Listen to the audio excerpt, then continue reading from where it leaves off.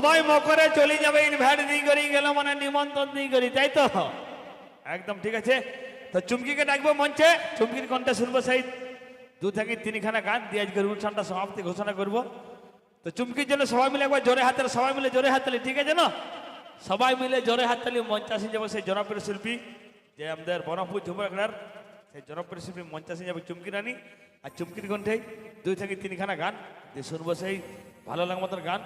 দর্শক গেছে মঞ্চে চুমকি রানী, তো সেই 2 থেকে 3 খানা গানের মাধ্যমে আজকের অনুষ্ঠানটা সমাপ্তি ঘোষণা। চলো।